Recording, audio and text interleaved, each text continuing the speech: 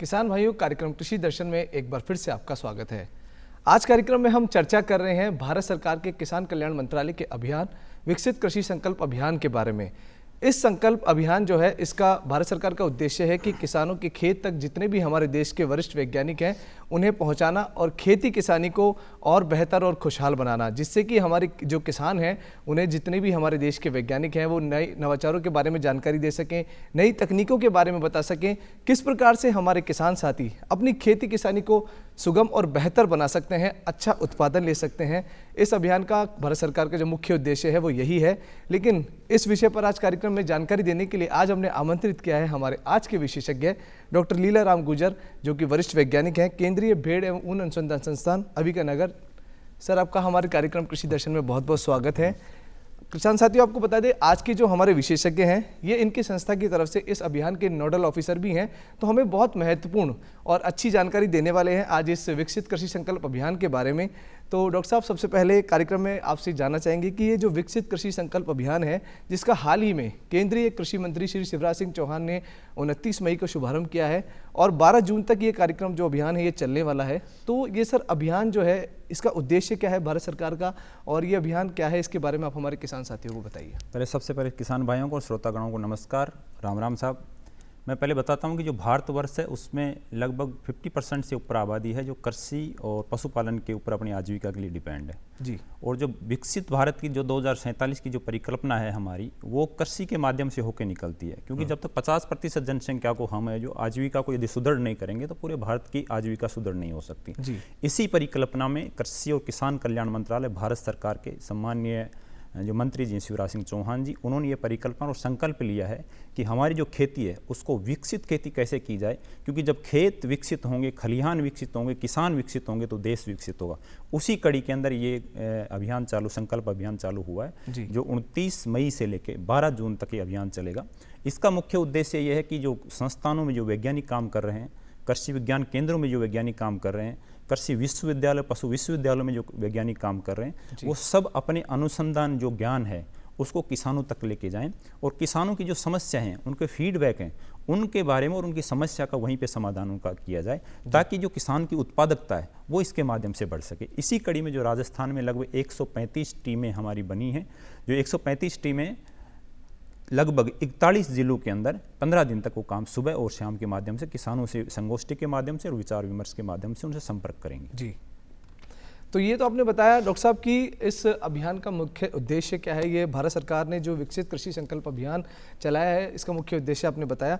अब बात आती है किसानों के फायदे की, क्योंकि आपने कहा कि इसका मुख्य उद्देश्य है किसान के खेत तक जितने भी अनुसंधान में वरिष्ठ वैज्ञानिक हैं, कृषि से जुड़े हुए जो वैज्ञानिक हैं, उनका वहाँ तक पहुँचना। तो सर, हम बात करें किसानों की अगर फ़ायदे की, तो प्रत्यक्ष और अप्रत्यक्ष रूप में जो हमारे किसान भाई हैं, इस अभियान से उन्हें क्या फ़ायदा होने वाला है। बिल्कुल बिल्कुल, आपने बहुत अच्छा क्वेश्चन किया है। जो सबसे पहले तो ये जानना जरूरी है कि हमारे जो भारत में जितने भी पशुपालन के और एग्रीकल्चर से संबंधित जितनी टेक्नोलॉजी डेवलप हुई है अनुसंधान संस्थानों में, जो उनकी जो पोटेंशियल यील्ड, एक शब्द आता है यील्ड गैप है, जो उनकी पोटेंशियल यील्ड बहुत अच्छी है, लेकिन जो एक्चुअल किसान के जो उत्पादन हो रहा है, उसकी उत्पादकता आ रही है, उसमें बहुत बड़ा गैप है। तो जो यील्ड गैप को कम करने के लिए मेरा मानना है कि ये संकल्प अभियान एक बहुत बेहतरीन और एक अच्छा अपना एक कार्यक्रम है जो आगे किसानों को उत्पादकता बढ़ाने के अंदर ही काम आएगा।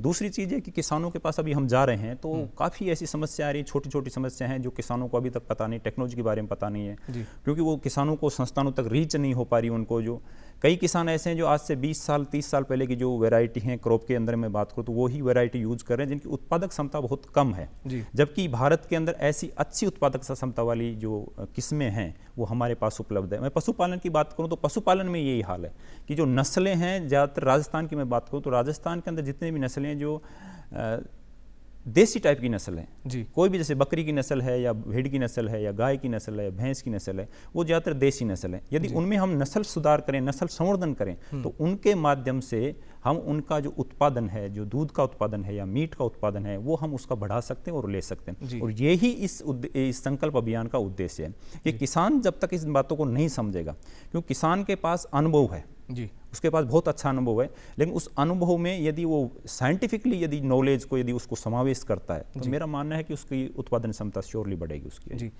डॉक्टर साहब, एक सवाल मैं आपसे और करना चाहूँगा। इस अभियान का जो, जैसे हम बात करें, मुख्य कुछ पॉइंट होते हैं हर योजना को लागू करने के लिए, हर अभियान को लागू करने के लिए, तो ये जो विकसित कृषि संकल्प अभियान है, इसकी ज़रूरत क्यों पड़ी? मतलब अभी तक क्या कम्युनिकेशन गैप रहता है? हमारे किसान साथियों को किस चीज़ का ज्ञान का अभाव रहता है?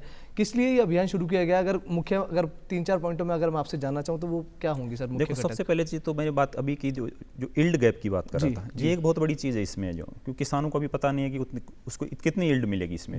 दूसरी चीज़ ये कि सस्य क्रियाएं ऐसी हमारी जो किसानों को अभी तक पता नहीं। राजस्थान की बात करूँ तो राजस्थान में क्या होता है कि हर तीसरे वर्ष अकाल की स्थिति रहती है यहाँ पे, और कृषि जो डिपेंड होती है ज़्यादातर वर्षा आधारित कृषि है यहाँ पे जो। तो किसानों को उस प्रक्रियाओं के लिए, उन सस्य क्रियाओं के लिए, कि वो किस तरह से उसकी बुआई करे, नमी का संरक्षण किस आधार पे करे, जो कौन सी क्रॉप की कौन सी वैरायटी वो यूज में ले, उसमें जो खरपतवारों को किस समय उसका खरपतवार नाशी के माध्यम से या निराई गुड़ाई के माध्यम से खत्म करें। ये छोटी छोटी सस्य क्रियाएं हैं जिनको किसानों को पता है, लेकिन वो करने और कुछ जानकारी का अभाव भी उनको। यदि वो जानकारी उनको किसानों तक यदि प्रॉपर पहुंचती है इसके माध्यम से, अभियान के माध्यम से, तो ये मेरा मानना है कि बहुत अच्छा इसका रिजल्ट आएगा और किसान भी इसके बारे में अवेयर होंगे। मैं आपको एक चीज़ और बताना चाहूँगी, जब इस अभियान में जो किसानों की जो रुचि है वो भी बढ़ी है, जबकि ऐसा मौसम है, ये खरीफ मौसम आ रहा है, अभी फसलों का मौसम आ रहा है, तो उनकी भी रुचि बढ़ रही है, क्यों खरीफ से पूर्व का ये अभियान है। खरीफ फसलों के लिए उनकी उत्पादकता और सस्य क्रियाएं बढ़ाने के लिए उनका ये अभियान है। तो मेरा मानना है कि बहुत अच्छा उनके लिए एक फायदेमंद चीज़ होगी और वो खरीफ की जो फसलों उनके बारे में उनको जानकारी मिल पाएगी समय पे। जी डॉक्टर साहब, आप क्योंकि इस अभियान से आपकी संस्था की तरफ से आप सर नोडल ऑफिसर भी हैं और साथ ही साथ एक वरिष्ठ वैज्ञानिक भी हैं आप CSWRI में, तो सर जैसे कि आप भी किसान के खेत तक जा रहे हैं और हमारे अन्य जो वैज्ञानिक हैं वो भी जा रहे हैं, तो सर कैसा अनुभव रहा इस अभियान से जुड़कर और किसानों से मिलकर? आपका जो अनुभव वो कैसा रहा? एक बहुत अच्छा अनुभव बताऊंगा मैं सर आपको, जो कि ये जो संकल्प अभियान जो चलाई है उसकी जो थीम है वो यही थीम है कि वैज्ञानिक हैं जो किसानों के द्वार जाएं और किसानों के से बात करें। मेरा मानना है कि बहुत से वैज्ञानिक हैं जो किसानों के फील्ड पे नहीं जा सकते, क्योंकि उनका कुछ अलग वो होता है, वो लैब में काम करते हैं। और जो एक प्रधानमंत्री जी का था मोटो था या उनका संदेश था कि जो टेक्नोलॉजी है, जो लैब हैं, वो लैंड तक पहुंचनी चाहिए। बिल्कुल। और जब लैंड तक पहुंचेंगी, लैब टू लैंड जो प्रोग्राम है, लैब टू लैंड प्रोग्राम, उसका यही उद्देश्य है कि जब तक लैंड तक नहीं पहुंचेंगी तो किसानों के पास टेक्नोलॉजी नहीं पहुंचेंगी। किसानों के पास टेक्नोलॉजी नहीं पहुंचेंगी तो यील्ड के अंदर उनका कमी आएगी। तो इसके लिए कई ऐसे वैज्ञानिक हैं जिनको वहाँ जाके उनको कुछ संभावनाएं नजर आ रही हैं, रिसर्च की संभावनाएं नजर आ रही हैं उनको इस एरिया में। जो क्योंकि जब आप फील्ड में जाओगे तो वहाँ बहुत सी चीज़ें आपको देखने मिलेंगी। लैब में अलग एक इन्वायरमेंट रहता है, फील्ड का अलग इन्वायरमेंट रहता है। कुछ किसान ऐसे हैं जो इन्वेंशन कर रहे हैं, न्यू इन्वेंशन अपने किसान अपने क्षेत्र में खुद भी कर रहे हैं। उनके माध्यम से भी उनको पता चल रहा है कि मेरे को किस एरिया में आगे रिसर्च करना है, ताकि देश की जो जनसंख्या लगभग 140 करोड़ से ऊपर जनसंख्या होगी, उनको इसका एग्रीकल्चर का प्लस एनिमल हस्बेंड्री के जो भी उत्पाद हैं उनको समय पे मिल पाएँ और देश के अंदर मिल्क की, मीट की और जो अनाज की है वो पूर्ति हो सके। जी डॉक्टर साहब, अब आपसे अगला सवाल इस समय हमारे जहन में आ रहा है, वो मैं आपसे करना चाहूँगा कि अविका नगर जो आपकी संस्था है, बेसिकली केंद्रीय भेड़ ऊन अनुसंधान संस्था है। सर, इस संस्था से अगर हमारे किसान भाई जुड़ना चाहें तो वो किस प्रकार से जुड़ सकते हैं, और अविका नगर जो आपकी संस्था है वो किस प्रकार से कार्य करती है? ये हमारा संस्थान कृषि एवं किसान कल्याण मंत्रालय भारत सरकार और भारतीय कृषि अनुसंधान परिषद नई दिल्ली के तत्वाधान में ये 1962 में इसकी स्थापना हुई थी। और ये हम यहाँ पे भेड़, बकरी और खरगोश पालन, इनके ऊपर हमारा ये अनुसंधान और प्रसार कार्य होता है। इसके माध्यम सबसे पहले तो ये हमें देखना है कि जो राजस्थान का जो जलवायु है, क्योंकि अभी पिछले जो पशु जनगणना हुई है, 2-3 पशु जनगणना हुई है, उसमें देख रहे हैं कि जो हमारे भैंस की जो जनसंख्या वो धीरे धीरे राजस्थान में बढ़ रही है। और जबकि जो हमारे परंपरागत जो जानवर थे, जैसे भेड़ थी, बकरी थी, गाय थी, भेड़ों की संख्या बहुत स्पीड से गिर रही है। तो हमें इस चीज़ को किसानों को जागरूक करना होगा कि जो जिस जलवायु का जो चीज़ है उस जलवायु में ही उसकी उत्पादन क्षमता बढ़ती है। मैं बात करूँ जैसे सेब उत्पादन होता है जम्मू कश्मीर और जो ठंडे प्रदेश है वहाँ पे सेब उत्पादन होता है, वो राजस्थान में नहीं हो सकता क्योंकि उसकी जलवायु नहीं है। यदि उगाओगे तो उसका प्रोडक्शन नहीं आएगा उस चीज़ का। लेकिन जो राजस्थान के अंदर जो दे रखे हैं जलवायु के आधार पर, मेरा मानना है कि जो भारतवर्ष की जितनी भी भेड़ की, बकरी की, गाय की नस्लें हैं, उनमें से सर्वश्रेष्ठ नस्ल राजस्थान में है। और भेड़ पालन और बकरी पालन और गाय पालन एक ऐसा व्यवसाय है जो किसानों के लिए आज से नहीं, प्राचीन समय से चलता आ रहा है और उनकी आजीविका को सुदृढ़ कर रखा है।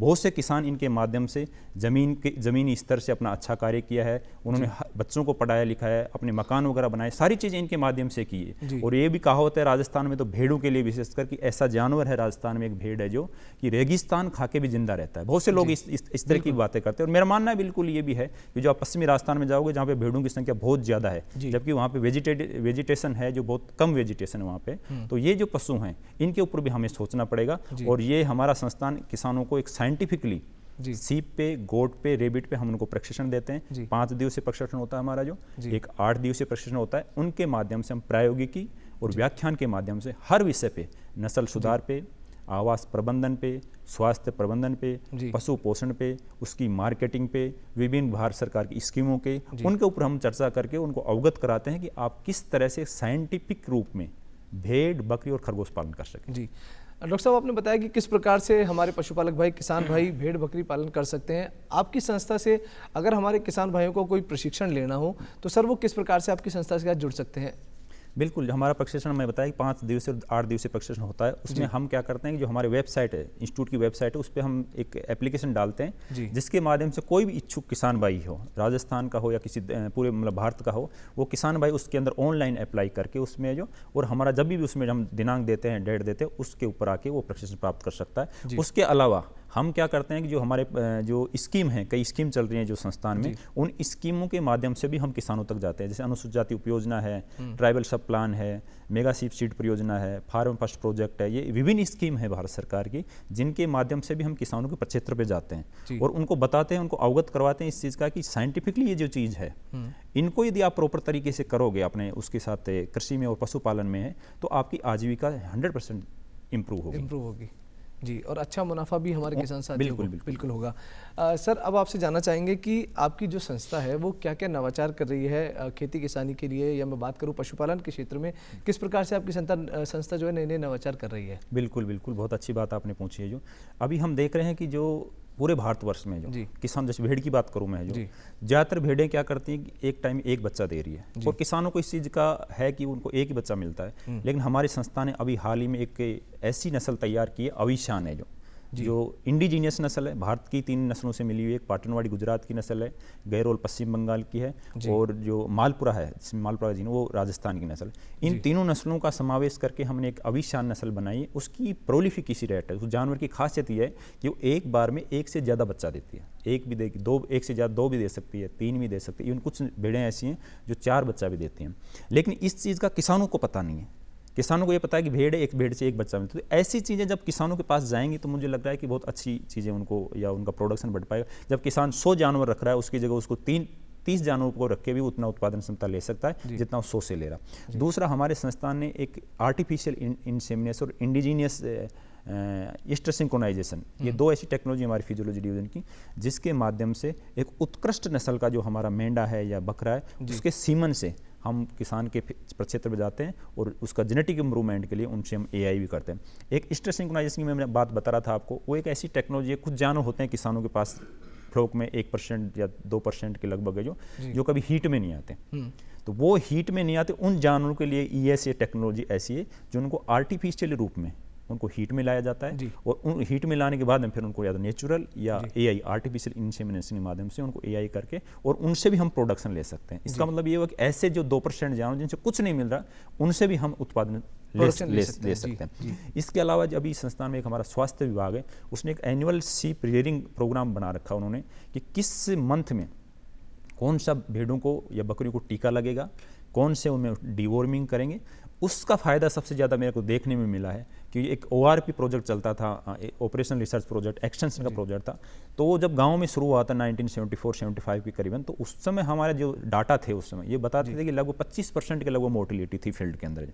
लेकिन जैसे जैसे हमने एनुअल सीप रियरिंग प्रोग्राम को जब किसानों ने उसको अडोप्ट किया, तो उसके बाद में आज जो मोर्टिलिटी है वो घट के 5% के ऊपर आ गई, लगभग 25 से 5% है। इसका मतलब 20% एक फ्लोक के ऊपर हमने मोर्टिलिटी को घटाया। ये क्या था, सिर्फ ओनली साइंटिफिकली एक वैक्सीनेशन प्रोग्राम को, डिवॉर्मिंग प्रोग्राम को उसको अडोप्शन करने से ही ये उनको फायदा हुआ है। ऐसे ही हमारे एक न्यूट्रिशन टेक्नोलॉजी है जिसमें कई टेक्नोलॉजी ऐसी हैं जो एरिया स्पेसिफिक मिनरल मिक्सर हो गया, एक मेमनाप्रास अभी उन्होंने एक ऐसी टेक्नोलॉजी की है जो ऐसी भेड़ें हैं जिनके दूध नहीं बन पाता और उनके बच्चे नहीं उसमें इतने दूध नहीं मिलता तो पौष्टिक आहार नहीं मिलता तो इतनी ग्रोथ नहीं कर पाते, उनके लिए हमने एक मेमनाप्रास बनाया, उसके माध्यम से ऐसी भेड़ों के जहाँ दूध नहीं है उनके बच्चों को हम उनको पिला के और उनका ग्रोथ बढ़ा सकते हैं। जी डॉक्टर साहब, तो किस प्रकार से हमारे किसान साथी आपकी संस्था के साथ जुड़ सकते हैं, प्रशिक्षण ले सकते हैं? सर अब बात आती है कि भेड़ बकरी जो पालन है इसमें अगर कोई भी हमारे युवा किसान जो हैं एग्री स्टार्टअप अगर शुरू करना चाहते हैं तो इसके लिए सर क्या क्या संभावनाएं हैं या भारत सरकार की तरफ से कोई योजनाएं हैं इसके लिए, इसके बारे में भी आप हमारे युवा किसानों को बताइए सर। बिल्कुल बिल्कुल। अब इस समय गुरुजी देखने मिला है हमें जो कि काफ़ी किसान ऐसे हैं, किसान नहीं मानता मैं उनको, युवा हैं जो विभिन्न सेक्टर के हैं जी, कोई आईआईटी है, कोई मेडिकल सेक्टर का है, कोई बिजनेस सेक्टर का अलग की कोई बिजनेस सेक्टर का है, इवन दैट जो गवर्नमेंट सर्वेंट भी हैं जो हायर जो जॉब में हैं वो लोग भी अब इस बिजनेस में ज़्यादा इंटरेस्ट लेने लगे। पिछले 8-10 सालों से मैं देख रहा हूँ कि उन लोगों का रुझान जो इसके अंदर भेड़ और बकरी पालन के अंदर बढ़ा है और जितने भी हम ट्रेनिंग करवा रहे हैं उनमें अब संख्या धीरे धीरे उनकी बढ़ रही है क्योंकि देश के अंदर बढ़ती मीट की जो मांग है जी, उस मीट की मांग को बढ़ती तो प्राइस भी बढ़ेगी। जब किसी चीज़ की यदि मांग बढ़ रही है तो उसका सीधा सा प्रिंसिपल इकोनॉमिक्स का कि वो प्राइस भी बढ़ेगी उसमें, तो उस बढ़ती मांग को यदि पूरा करना है तो ये दोनों छोटे जानवर ऐसे हैं भेड़ और बकरी जो उनकी मीट की जो डिमांड है जो मांग हो उसको पूरा करेंगे जी, और पूर्ति कर सकते हैं। और ये है कि ये छोटे हैं जानवर, मैं कई बार किसानों को हम बताते भी रहते हैं कि जानवर छोटे हैं लेकिन जो ये मानता है हमारा कि जो पालता है उसको छोटे नहीं रहने देते जी, क्योंकि इतनी इनमें क्षमता है, इनमें अभी पॉसिबिलिटीज है कि ये उस आदमी को पालने वाले को कभी छोटा नहीं, आर्थिक रूप से तो इसके लिए एक भारत सरकार की एक बहुत अच्छी योजना चल रही है इस समय, नेशनल लाइव स्टॉक मिशन, राष्ट्रीय पशुधन मिशन है जो 100 जानवरों से लेके भेड़ और बकरी से लेके और 500 जानवरों तक का उसका एक प्रोजेक्ट है जिसमें भारत सरकार के द्वारा 50% सब्सिडी है। भारत सरकार ने जो 100 जानवरों का प्रोजेक्ट है उसको 20 लाख का माना है जिसमें 10 लाख की सब्सिडी है, और जो 500 जानवरों का जो प्रोजेक्ट है उसको 1 करोड़ का माना है जिसमें 50% की सब्सिडी है। और इस परियोजना के माध्यम से बहुत से लोग जो उद्यमी जो लोग हैं, युवा जो लोग हैं वो इससे अभी जुड़ भी रहे हैं काफ़ी, और विशेषकर राजस्थान की मैं बात करूँ तो इसमें राजस्थान की संख्या काफ़ी बढ़ रही है। जी डॉक्टर साहब, आपने बहुत महत्वपूर्ण जानकारी दी है हमारे किसान साथियों को आज विकसित कृषि संकल्प अभियान के बारे में, और साथ ही साथ आपकी संस्था किस प्रकार से हमारे पशुपालक भाइयों के लिए प्रशिक्षण का कार्य कर रही है, उनके उत्थान के लिए कार्य कर रही है। तो किसान साथियों, हम आशा करते हैं कि आज का ये जो कार्यक्रम कृषि दर्शन है आपको पसंद आया होगा और कार्यक्रम में दी हुई जानकारी का आप भरपूर लाभ लेंगे। किसान साथियों, अगर आप कार्यक्रम में हमसे जुड़ना चाहते हैं या कार्यक्रम कृषि दर्शन के प्रति है आपकी कोई सुझाव तो आप पत्रों के माध्यम से हमसे जुड़ सकते हैं। हमारा पता है कृषि दर्शन, डीडी राजस्थान, दूरदर्शन केंद्र, झालाना डुंगरी, जयपुर। आप हमें ईमेल भी कर सकते हैं, हमारा ईमेल एड्रेस है krishidarshanjaipur@gmail.com। डॉक्टर लीलाराम गुर्जर जी, आपका हमारे कार्यक्रम कृषि दर्शन में पधारने के लिए और इतनी महत्वपूर्ण जानकारी देने के लिए बहुत बहुत धन्यवाद सर। धन्यवाद सर, सभी श्रोतागणों को धन्यवाद।